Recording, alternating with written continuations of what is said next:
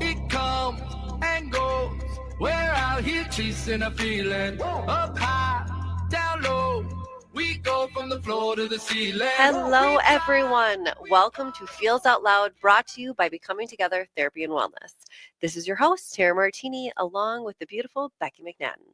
We are glad to have you listening as we live and share stories of mental health. And today is an exciting day. We have special guest Erica Nesvig back on the show to talk through mental health and a couple's relationship. Welcome, Erica. Hi. Welcome. So wonderful to have you today. And you were on the show with Tara and me a few months ago. Yes. And we had so many different questions about relationships between couples.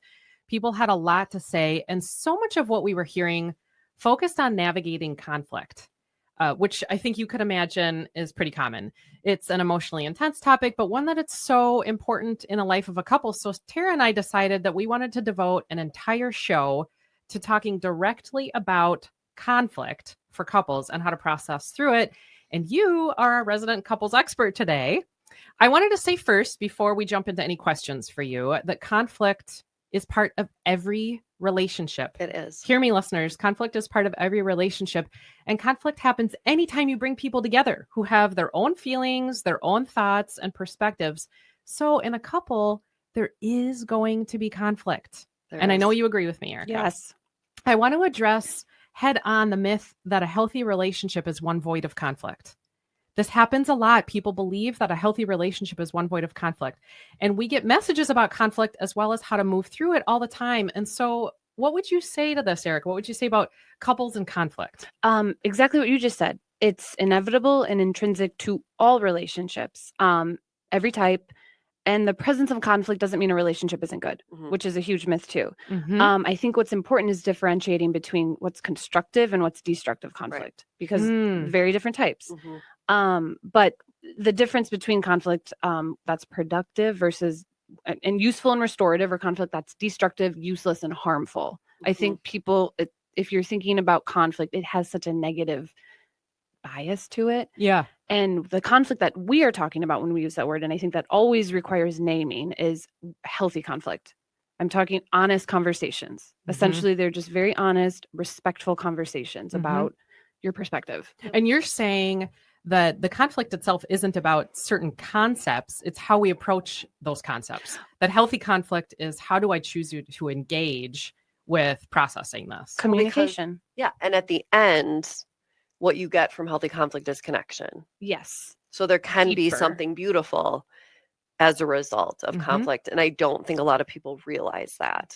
It's scary. And again, this comes for all the reasons we know. People's relationships with conflict come from their lives. Well, their lived experience. Yes. Right. Yep. I read an interesting article recently that noted over 1/3 of couples endorse different conflict styles from their partners. And I kind of wondered if this was higher, but 1/3 of people endorsed a different conflict style. And I get a sense from the work in mental health care, of course, that, it could be a little bit different, but it highlighted to me the reality that many of us are in a relationship with someone who processes conflict very different from us. And do you have thoughts on that, Erica? I absolutely agree with it. And one of the first questions I ask in couples intake sessions, and individual too, let's be honest, is, what is your relationship like with conflict? And specifically, what was it like in your home growing up with your family, your parents? Was it loud, scary, violent? Was it going in a different room, shutting the door and whispering and hearing your parents whisper about stuff never spoken about? Yeah. That, and most times it always clicks with someone. They know right away what conflict means to them, of it's scary, I avoid it, or we just never had it in my home. We never talked about anything. Right. What was modeled for us around how do people have the feelings behind what creates conflict? What did they choose to do about it? Did you grow up in a family that said nothing? Right. Did you grow up in a family that pretended that it didn't exist? Was it explosive? So many thoughts, and a super fascinating topic. Right now, we're going to take a short commercial break, but stay tuned as we dig deeper into conflict. We're going to explore conflict styles and ways to engage in what Erica named healthy conflict, and what healthy conflict resolution looks like. We will be back in just a moment. Thanks for listening to Feels Out Loud. You gotta find your people, then you'll find yourself. You gotta find your people, Oh God, leaving me. Yep. Welcome back to Feels Out Loud, brought to you by Becoming Together Therapy and Wellness. I'm Tara Martini with Becky McNattin. Let's dive right back into our discussion on conflict in the life of a couple. Okay, so you too, but Erica, I'm going to address you. I have a lot of biases about conflict. Same here, girl.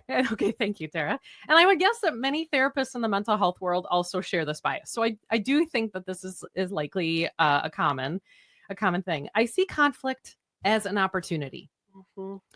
To learn about another person. And in fact, I was just saying this morning that conflict is opportunity to create trust in a relationship. I believe that conflict can be this road to developing deeper connection, to learning about someone. And I found a poem. You guys know I'm a poem people. That absolutely highlights this. And I want to read it. And then I want your thoughts, both of you. Mm-hmm. So this is called The Place Where We Are Right by Yehuda Amachai. From the place where we are right, flowers will never grow in the spring. The place where we are right is hard and trampled like a yard. But doubts and loves dig up the world like a mole, a plow. And a whisper will be heard in the place where the ruined house once stood. Mm. And this has caused me to think about so many things. From the place that we're right, that I get this image of things have to look dug up in a world that conflict, and if we're specifically talking about conflict, if it can dig up our world like a plow, it seems like then there's literally new space for cultivation and growth. Yep. But digging things up looks messy. It does look messy. It doesn't look, as we say kind of in the poem, flowers don't grow in those spaces that are trampled down but look beautiful. Mm-hmm. They look kind of perfect. Mm-hmm. Looks like a yard and maybe flat. And so I just wanted the thoughts from the two of you on how does this poem make you think about conflict? What's your take? Exactly what you're saying, that it is possible to turn conflict into connection. It just takes a lot of bravery, new skills, and hard work. Mm-hmm. And it reminds me of speaking like of Earth. There's this quote from Terry Real, a relationship therapist, and he says, relationships are our biospheres. We're not above them, we're in them. You can choose to pollute your biosphere by having a temper tantrum over here, but you'll breathe in that pollution by your partner's withdrawal, resentment, or lack of generosity over there. You and they are connected in an ecosystem. Wow. You're connected in an ecosystem. I mean, and what you do with that ecosystem is crucial. So Yes. like digging up, cultivating, letting new growth in is essential. Yes. I would assume, or you can just let it lie flat, dead, which is what I talk about maintenance all the time, right? This is what maintenance is. And it's hard. And the word itself is perfect because it sounds like that's work. Mm-hmm. Nobody likes maintenance most of the time. Mm-hmm. Healthy conflict is doing that maintenance and then getting good results of deepening the connection, understanding, realizing new things. Mm-hmm. Mm-hmm. Well, and you can't have an ecosystem without that work. No, It it just will won't. die. Yep. Yeah. And then if you look at a relationship like that, it's the same way. And I've had several clients who, and I think it's common for many adults who will see it as a badge of pride that, hey, in my relationship, let's say of 20 years or even a year, we've never had conflict. Mm-hmm. We've never fought. Mm-hmm. And I think for years, people just view that as like, that's awesome. Mm-hmm. That's the couple to be. Right. Now, and again, we have such a huge bias, Becky, because for me, right away, I'm instantly thinking in my head, what's missing? What's missing? What are you not exploring? Right. Mm-hmm. Because with growth and love and commitment and connection comes conflict. So how deep can one's relationship be and connection be if you are never experiencing your own thoughts and conflict and things like that? And it is, I think, just that shift, right? In that if we can educate and show people what a healthier relationship looks like, what healthy conflict looks like, then maybe people will be okay being vulnerable. Yeah. In those situations. And the concern, I'm like, there's a big difference between conflict and like being combative, being critical, being mean or direct, which is what I hear a lot. I'm just very direct. And I'm like, yes, that's good that you're upfront about being, because you want to be honest. it requires empathy and grace. You cannot just say whatever you want and think, well, I'm good at conflict. Yeah. I'm like, that to me is unhealthy conflict. That's toxic. That's hurtful. Well, that's not harmful. conflict because it's one-sided as Yes, well. yes. Conflict to me takes two people. Well, that makes me think about the question of what you're talking about, kind of fair fighting. Yes. What would you say that means? Respect, care, empathy. I think of like no low blows, no passive aggression, or triggering comments, no pulling something up to throw in someone's face, getting even. Mm-hmm. Like if someone is earnestly going out on a limb to talk about something that's clearly difficult and sensitive, Mm-hmm. it's witnessing that and letting that sit in, and you will inevitably feel uncomfortable or triggered or upset. How do you cope with that? Sometimes it's, I just need to time this out and take a little minute to digest this before I respond to you. Yeah. Or breathe, or say, okay, I'm feeling really, really like upset by this right now. I don't know if I can respond. That's okay to do. So much better than just attacking. Mm-hmm. But that's hard. Very as hard. the partner to receive that and not see that as they're avoiding, right? There's so much structure that's required Yes. around this and Yes. practice. Yep. And I would guess you've seen couples move in what we would call a healthy direction. Mm-hmm. How have you noticed that, and what have they used that has allowed for that healthy direction? A lot of risk, right? A lot of like owning that we need to do this. We need to have these conversations. I'm going to hold you accountable. I'm going to hold myself accountable. It opens new understandings, new doors. I often tell people, I'm like, you're just ringing the alarm in your relationship. Something is wrong and we need to address this. Mm-hmm. And it's not an ultimatum. It's not delivered with any sort of threat. It's, if I don't tell you this, I will feel resentment down the road that I don't want us to. Mm-hmm. I would not bring this up if I didn't think it was going to be helpful or develop some sort of better understanding between the two of us. Right. Well, then it turns to apathy Yes. eventually. And that Yes. imagery of what the poem says in terms of cultivation, you're not ruining anything No. Mm-mm. by bringing something up. You're pulling up the nutrients. You're giving opportunity for cultivation to happen. Yes. Mhm. And so you mentioned this in the first segment, but just very briefly, and I'd love your thoughts, Erica, around how does what was modeled for us around relationship conflict influence how we process conflict? It's it's the language we learned growing up, right? It's what's been normalized for us in our ecosystems. And we are all at the mercy of our own histories here. Patterns we repeat, whether we know we're repeating them or not. Like if aggressive conflict is a very, you can see this. It's people either shut down immediately or they just go into it. And avoidant conflict, we never develop skills on how to have these conversations, Mhm. which makes it even more difficult to move through them. Or feel comfortable or safe, which if you can, I encourage everyone to reflect on what's my relationship with conflict. Yeah. What do I know about it? And what comes to mind? And everyone will inevitably have a vision of something, even in a movie or something. Almost like if we personify it Yes. as a person, like, Yes. what is your relationship with conflict? Mhm. And think about how you even hear the word. Mhm. What does the word make you feel? Mhm. I love that thought process that is with us all the time Mhm. and is going to inform, it has been shaped by our life experiences, but is going to inform how we show up in those moments, particularly when we might be seeking and sharing something. Mm. We're going to be thinking about those times, Right. whether we're aware of it or not, Mhm. in what was modeled for us. Mhm. Mhm. Well, and it's even taking the 2 seconds, and listeners can do this if they're in their car or at home.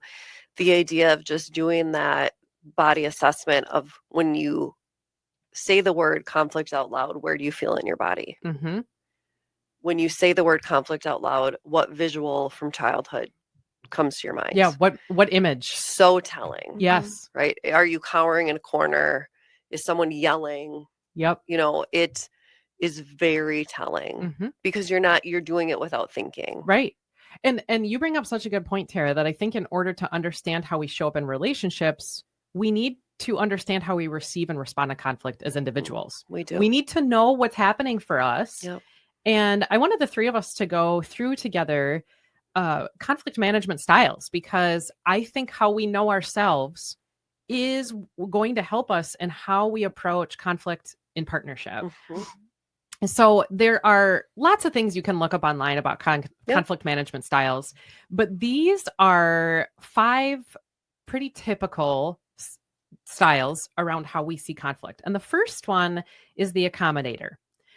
This is a person. So listeners, we're going to go through all 5 of them. If you see yourself or hear yourself in them, know we all fall into a category. And maybe there are times where we've moved through life based on certain relationships that we play a specific role, but you're probably going to find yourself falling into one of them. First one is the accommodator. And this person wants peace at all costs, feels it is their responsibility to keep the relationship running smoothly. So this is going to be a person who says, it's all on me. I will do whatever it takes to end conflict. And so when we think about a stress response, this would be a person who has a flight stress response when it comes to conflict. They want to get away from it. They want it to end. So they will set aside their own needs to move through conflict in order to have their partner be happy. This may mean they bottle up their emotions. They may not share their relational needs. And in the end, might develop some resentment around not feeling heard by their partner. Thoughts, you two? So this is that type where I'd say conflict is bad. It's scary. It's not going to lead to anything good. It's a negative impact on a relationship. And that is the bias, right? Of I'm assuming negative intent all the time with this. Yeah. Right. And so of course I then do things that are not actually authentic to me just to make it go away. To what end? Yeah. I mean, this inevitably leads to an explosion or exhaustion, burnout, something. Yeah. And minimization, feeling invalidated, and maybe even not practicing how am I feeling because I'm so focused on how my partner might be feeling. Well, and the concept of they are purposely not sharing their feelings because they're, pushing away from it or pulling away from it. Yep. But in the end, the irony is then they're feeling not heard by their partner. Well, you're not feeling heard because you never shared in the first place. It doesn't allow for deeper connection because by default, they don't actually let anyone in to who they are, what they want or need. And that wall just remains up. Yep. Yeah. So then we have the second conflict style is the avoider. And this person, if we think about stress response, is a freeze response to conflict. The idea of conflict is scary and creates a lot of fear. So it just can't exist. It cannot exist. And maybe these people, listeners, if you hear yourself in the avoider, you might have had conflict modeled pretty poorly for you. The freeze response might be childhood rooted. So if there is conflict occurring, you go back to that childhood space of remembering conflict. An avoider shuts down with conflict because they're flooded with emotion and perhaps even leave the situation. So if you're an avoider, you're going to look for conflict just does not exist. It isn't necessarily as the accommodator about meeting the needs of your partner. It can't happen. Right. It doesn't happen. Yep. Thoughts? I like how you brought the difference from the accommodator. This is a lot of withdrawal. And this I see leading to a lot of feelings of depression, fear, avoidance. That's in the name, and really bad examples of conflict typically. And maybe, like you said, trauma experiences or so deeply rooted. Yeah. High spaces of maybe this aggression was witnessed. Be gentle with the idea. If avoidance seems like maybe where you fall in a conflict style, you may be one then who seeks to withdraw right away without even necessarily knowing it. We then have the compromiser. And this is a person who seeks to see conflict as a transaction. Transactions are the path out of conflict. This would be somebody who negotiates. Like, I'm going to do blank for you and you do blank for me. These are the people who see value and sacrifice in a relationship. So they say, this is about, you're going to walk away with something, but I'm also going to walk away with something. And so they're great at seeking compromise. They might be too quick to seeking compromise. That could be where it doesn't serve. That can get you. Rather than think through how both people in the relationship might be able to get their needs met. It's a step forward in conflict, but like you said, it leaves a lot of shallowness to it and always looking for a resolution, which so much, couples, really anyone in a relationship knows not everything has a simple solution. Sometimes it's accepting there is none. Yeah. And it also leaves out a lot of feelings here. So it's a really good point that you bring up that for someone who's negotiating in terms of being the compromiser, that you would maybe frame conflict as we have to walk away with this ends. So we both give of something, but sometimes in conflict, the entire goal, Tara and I've talked about this on the show many times, is to just listen to the person. Yes. That is the sole component of just hearing someone. We also have then the competitor. Ooh. And in conflict, this is a person who really needs to be right in conflict. Someone who sees black and white with a right and wrong. And so they might be more focused on logic of, does the conflict make sense? And none of these conflict styles are bad. There's a great way to approach, one thing that really serves is if you approach it in a, well, what makes sense about this? What doesn't make sense? A logical way of looking at it. But in a stress response, these people are the fighters and tend to have some will around, you know what, this conflict is occurring maybe because you just haven't heard me yet because I'm right. Right. Yes. And what's cool about folks, listeners, if you see yourself as the competitor, they tend not to take conflict personally because they see it as a concept. It's more about what someone knows or doesn't know. So it's like, we're just in conflict here because you haven't fully understood what is yet. Right. They believe they are right and need to share their position passionately to another person. And they might end up arguing about concepts and not feelings, particularly if the conflict is about a perspective or an emotion. And what would you say, Tara? Erica already, I was going to say, what do you think, Tara? But Erica's like, it, girl. I'm bubbling water. Yeah. These are the people, I see these individuals always moving the goalpost, right? So like, even if we figure something out, it inevitably comes back up again. Yep. And it's now more and more like, well, now I'm right about this. See, I told you I was right. Yep. Things like that are, I would put a low blow. And I'm like, you haven't really resolved a conflict then. You are truly just with like holding in and waiting to be proven right again, which isn't constructive. It's very toxic in a lot of ways, or can be. There's loves to conflict. Sometimes it's not personal, but again, in a relationship, it often is. It is. Yes. So it requires you to acknowledge like there's a lot of these concepts, right? You can either be right or you can be in a relationship. And anyone in long-term relationship, love that. You're not being the right. It's not about that. Right. It's not right or wrong. It's That's just hard to tell someone different. though who is this style. Okay, and then we have the collaborator, who is a person who believes that conflict needs to be listened to. They tend to be people who are focused on solutions rather than the problem, and see them and their partner as teammates, kind of solving this collective problem, not separate issues. And they see their relationship as bigger than the conflict. These tend to be people who approach life with curiosity, but rather than a fight, flight, freeze response, they feel kind of an inner curiosity about conflict in general.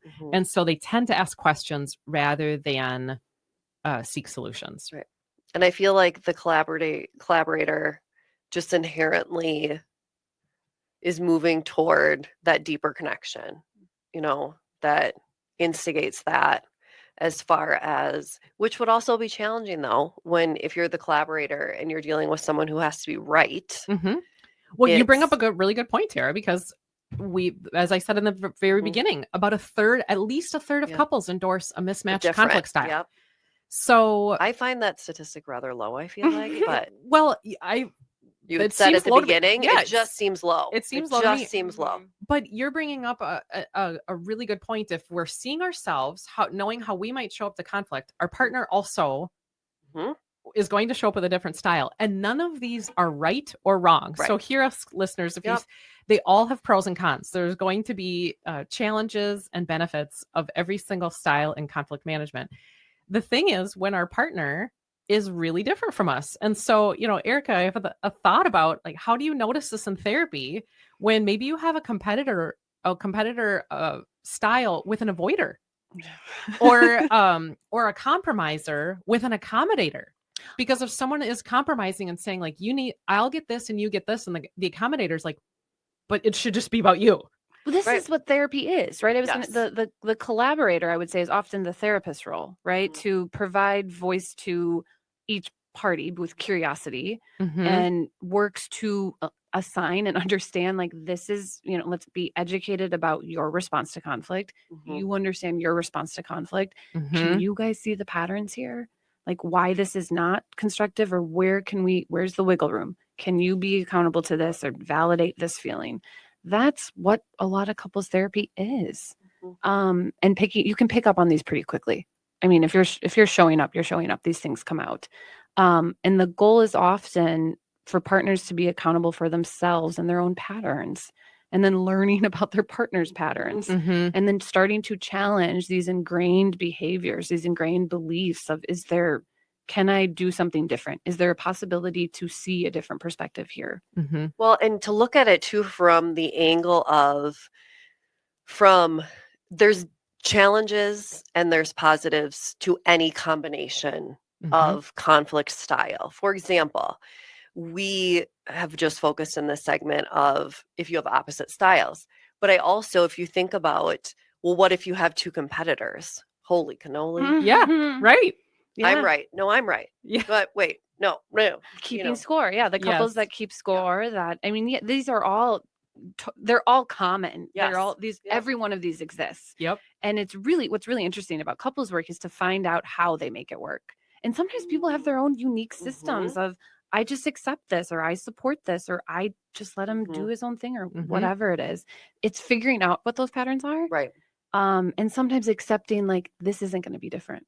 If your expectations are for this to be wildly different, realistically, is that going to happen? Mhm. Can that happen? Yeah.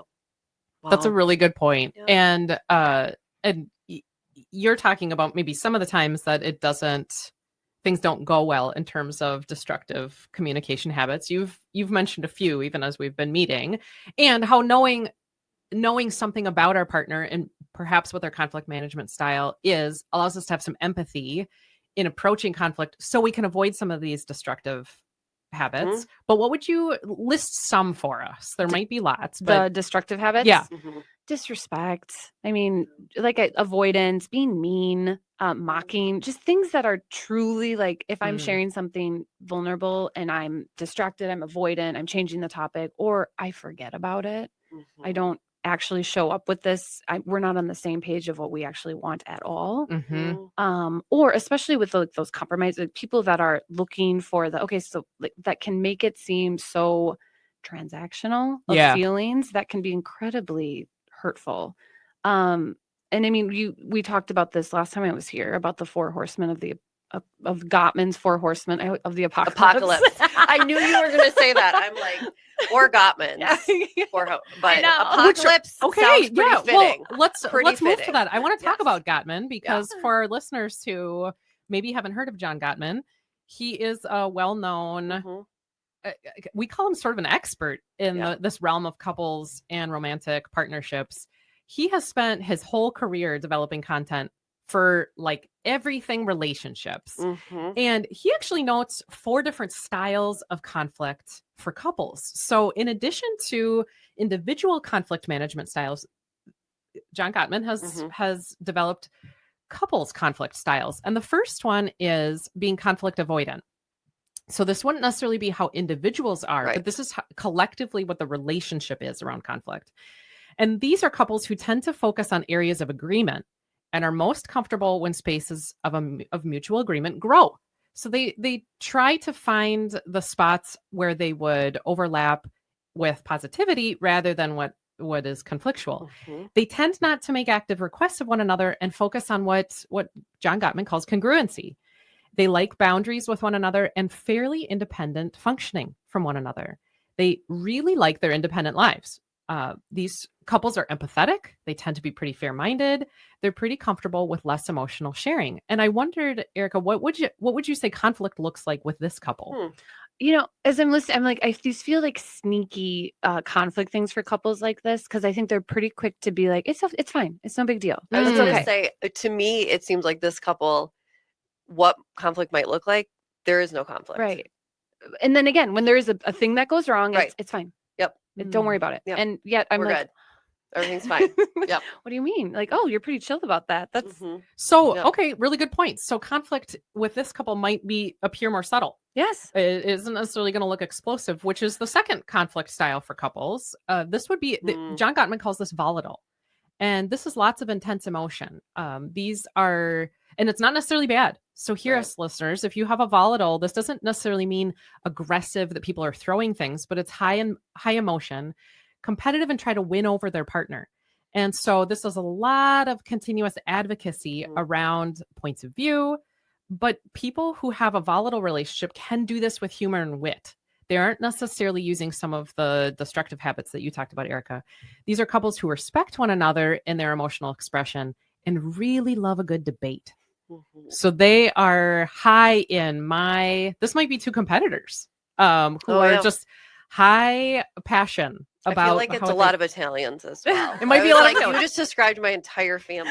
And these couples might have messy overlap of emotions and don't have the same boundaries as the conflict avoidance style. So these are the couples where I would say where I want to be like, where is the acceptance to like, can we put this down? Can we accept it? Like it never ends, right? The moving of the goalpost of it's always being brought up again. There's no acceptance of let's just let this die. Because they're just like, oh honey, no, you pick that right back up. Like it's not hitting the table. And so to me, this exhausts me, right? And there's one thing to be like, we're just debating. And then there's another thing to be like, here we go again. Yeah. You got to let it go. Yes. Or can we choose to move forward together? And you're talking about, are we processing the conflict or are we processing content now? What's the point of this? Because have we moved into a spot of, I just need to win now? What's the purpose? Now it's wills. And how does it serve us? And I can see a lot of couples loving this, right? This can be their banter. This can be and if that, like the humor and wit, if that is, you are on board for it and there's joy brought from that and respect, great. But again, I'm like all of these require such honesty of your feelings. Yes. Same with the avoider ones where I'm like, if you truly are, it's fine. I'm good. And I'm going to believe you good. But if that isn't honest and you're not okay, you just don't want to deal with it or don't know how to approach this any other way, that's where the issues come in. Well, and it's looking at, is it humor or is it mixed with sarcasm? Right. And then, so it's looking at, are they masking it with something else? Well, so then we have validating couples. And in this conflict style for couples, these tend to be pretty easygoing folks. They, as Gottman says, go along to get along and have high levels of empathy with one another. Their first route is to try and take their partner's perspective and are very selective about conflict that they choose to make a big deal. Conflict resolution tends to look like a lot of compromise in this style. And maybe they have a really large let it go pile that I'm thinking along the side of the conflict avoidance. Conflict could look sort of subtle as in this relational style. What would you say, Erica? These are the couple, I'd say this is like what role playing in therapy would look like. Okay. A lot of like, please state your feelings. Can you validate it? I'm going to validate. I hear you. But it's rehearsing how to have a healthy conflict, which I was going to say, these sound like TV couples, like a Hallmark movie couple where it's like everything, we talk out our feelings, we name. We use active listening. And again, it's healthy. Yes. And I think it gets mocked because everybody knows life just is never that convenient all the time. Or, one thing I'm thinking about is if it's a validating couple, when there's a really intense feel, because if they go along to get along and are very selective about conflict, they choose to make a big deal. What about the big deal? So when you're in the big deal, what do you do then? Right. Because if what you've built a muscle around is those things, how are you applying that to what's the really huge deal? Well, and absolutely possible, right? I think, and that's like I tell a lot of couples when we do this, I'm like, make it your own, use your own language and words. But if you have the skills, you can do this to make it natural to not sound like I validate your feeling, but to be more like, here's where I'm coming from. I hear you, but this is what's been bothering me. You can make this so relational and natural. It just takes a lot of practice and trust in your partnership that you can do this together, which is huge. And then the last style that we have is a hostile conflict resolution style. And this is, you've referenced several of these things, Erica, and a repeat style of a cycle that's around attack and defend. So conflict is about attack my partner, defend my position, attack my partner, defend my position. And they use what John Gottman calls the 4 horsemen. So I want to talk about these because couples tend to have the same fights repeatedly, or they are really similar fights with the same undertone. And sometimes people stay in hostile relationships because they're avoidant of intimacy. So these aren't necessarily relationships that end, but they are not very healthy relationships. Well, and like Gottman says, these are the biggest indicators, right? Of if you have these all the time, the biggest indicators if a couple will stay married or not, because his divorce predictor. Yeah. His Which divorce is predictor. just, he's just this gifted Yes. human. So his 4 horsemen, criticism, strikes at the character of your partner. Mm. Things like, you never help me. You can't do it right. Contempt. And I think you mentioned contempt a little bit ago. Mm-hmm. So that's the second one. Contempt. This is being mean-spirited. This is literally The ick. cruelty. Yep. Saying things to be purposefully hurtful to the other person. And that might mean because we're coming from a place of our own hurt, but we're looking to be Right. hurtful. So name calling, Erica, you said mocking, ridicule, things like you act like a child all the time. Mm-hmm. We have defensiveness, making your partner feel minimized and devalued and not hearing their concerns. So someone might say things like, you're seriously going to ask me about that right now? Seriously going to ask me about that right now? Did I not tell you I was going to do it when I could? And then we have stonewalling. So that's the last one. This is being checked out of what is being said. Think of a stone wall. Person just shuts down and goes silent. And this could even be somebody who turns away or walks away in the middle of another person saying something. So we have criticism, contempt, defensiveness, and stonewalling. If these are present, this is something that could really use some probably professional help. Mm-hmm. What would you say to the 4 horsemen and your thoughts, Erica, about this? They just because they show up does not mean that it's the end of the relationship. Right. That's important for everyone to Yes. hear because Yes. if someone's driving and it's like, wait a second, there's criticism. Now I have to get a divorce. We all do this at Right. times. We do. We're human. The you have to be accountable. Mm-hmm. And again, I want to get better at this. It's not. If you can recognize, it's not fair when I said that to my partner. I'm sorry, I shouldn't have said that to you. That is, you can work with that. Mm-hmm. I think the stonewalling one is always on the last, like this is done of you could be on fire in front of me and I'm not going to flinch. Mm-hmm. Of not engaging, even if you go to therapy, it's just like dead on arrival. That's unworkable for me personally. The apathy piece. Yeah, just I'm done, and even if you're trying to connect with me, trying to talk to me about stuff, I'm not going to do it. Yeah.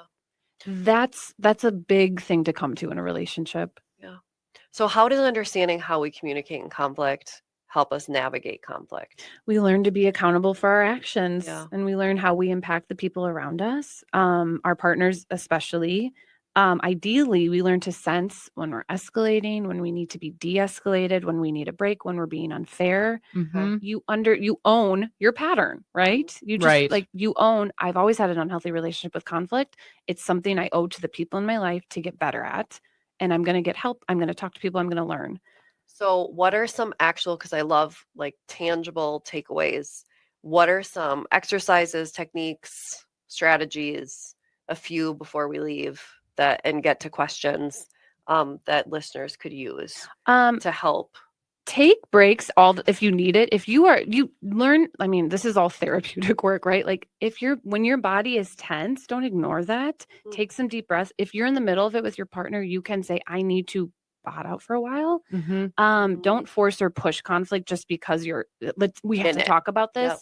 Do not do that. Mindfulness around this is so important. It's a really good point. And give yourself permission to just breathe and take a break. It doesn't have to get resolved. Not everything has a resolution. Couples with conflict that are good at conflict don't have less problems. They just accept, like, we just know how to do this in healthy ways. Well, and what I hear you saying is, in terms of strategy, trust that it doesn't have to happen right now. Yes. So conflict resolution can get paced. Mm-hmm. Processing can get paced. And so you're saying healthiest strategy is know what's going on with you.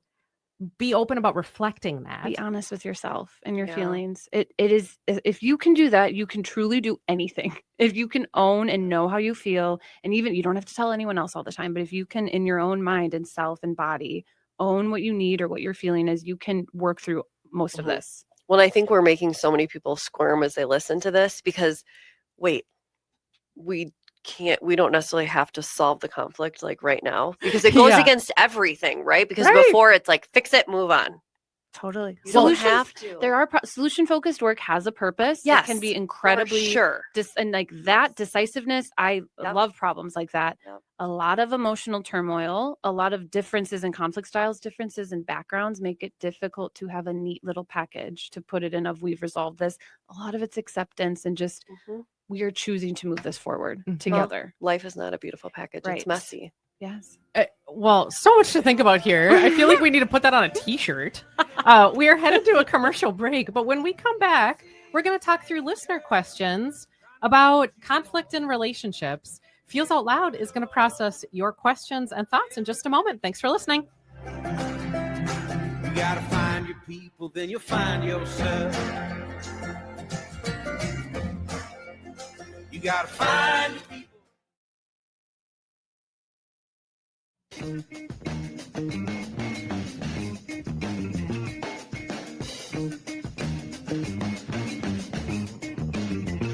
Express yourself. We are back again with Feels Out Loud, and this part of the show is where we talk through questions from you, our beautiful listeners. If you have a question related to mental wellness, sharing feelings, or topics for each week that you would like us to process through, please visit our website at becomingtogethermn.com and find the Feels Out Loud page to submit a question directly. Or email us at contact@becomingtogethermn.com. We truly want to hear from you and what you are wondering about. And listeners, thank you for sending in questions about what I'm going to say is a pretty vulnerable topic. For sure. Conflict in relationships for couples. And Erica, we had a lot, but we chose two because we felt like they sort of encompassed this idea of what couples might be wondering about conflict. First listener says, what would you say are some essential questions to ask your partner during a conflict? This is great. It's really general. I think the context is so important here, but generally I'd say this is therapy. I would truly ask, what are you feeling? Like what are the feelings happening right now? If it's like anger or hurt or confusion or sadness, kind of getting an idea of where are we at with this? And where is this coming from? Walk me through the story in your head, the narrative around this, help me understand your perspective. And if you're not understanding, you can ask for more clarity. You can say, I'm not fully understanding where you got this idea from. And again, just be honest. I don't want you to take this the wrong way or think I'm not listening. Mm-hmm. I'm trying to. I'm not fully on board with you. Mm-hmm. If it's escalating, pull back. Truly, Okay. if it's escalating, take a moment, pull back, take a break, sleep on it. It is okay to go to bed mad sometimes and to say, we need to just let this digest for a second. Now, what if your partner said, when you ask the question, how are you feeling? What's going on in there? And the person says, I don't know. I knew you were going to say that. Yep. Because everyone's wondering, don't know. because how joyful, you're wonderful if the person was like, I am resentful and angry and slightly annoyed. Right. It's say, okay. Yep. I must this is hard, right? I feel like I'm doing Yep. this in my own relationship right now. I'd be like, I can feel like you're a little bit angry with me. Mm-hmm. Is it about this thing we never talked? Is it Okay. about you can kind of do a little bit of gentle guessing. I would not put that on them of you're angry. Yeah. You're so mad right now. Kind of go over their nonverbals, like Curiosity. Yeah. Of you can bring it to the context of, I'm assuming this is about this. Yeah. Do you want me to talk more? Like gentle curiosity. Well, and you bring up what actually our other listener had a question about, which was because you said, is it about this thing? Mhm. This person says, I feel like I need to go back to a conflict that never got resolved. It's a great question. How can I do this? First, so common and so healthy. I do this all the time in my own life. It's again, that honesty and clarity, being mindful of the timing. Is now a good time? Could we talk later tonight? And not with that ominous, we need to talk, but a true hey. No one's ever used that before. Not that very misleading, scary thing, but hey, if you have time later, I'd love for us to set some time aside. I'd like to just talk to you about some stuff. Mhm. Make it like we're non-distracted. We're in a good headspace. Mhm. I know we've talked about this before, or this has come up before. I've thought about it more, and I have some things that it feels fair to share with you. Mhm. It's so clear and upfront and honest, and again, kind. You're not being mean. You're not throwing it back in someone's face. You're just being honest with, I still have this feeling. Mhm. And it's Something's being been on my respectful. mind. Yes, I want to work on it with you. I'm bringing it to you. I'm ringing that alarm again because I care about you. And I know I've said this so many times to friends. I know if I don't bring this up, it's going to create resentment, which I care about you too much to do. So we need to work through this. Yep. Well, and you have a really great way for us to hold. If there's something that you have an experience of resentment about, that's a key marker of something you might need to bring up in your relationship. Yes. So you've said the word resentment probably 6 times in the show today. Yeah. And I'm leaving with this, like, this awareness of self. If there's something that you have that, you need to verbalize that. Mm-hmm. You need to verbalize that. We are at the end of our show already for today. Wow. Thank you for listening this morning, and thank you for coming, Erica. Thank So you. amazing. Join us next week as we talk through masking our realness and the impact it has on our mental health. And in the week ahead, be kind to yourself. Remember that connection fosters wellness, and your voice is one that the world around you needs to hear. Share yourselves, friends. Some go, some will, some won't. I wanna feel.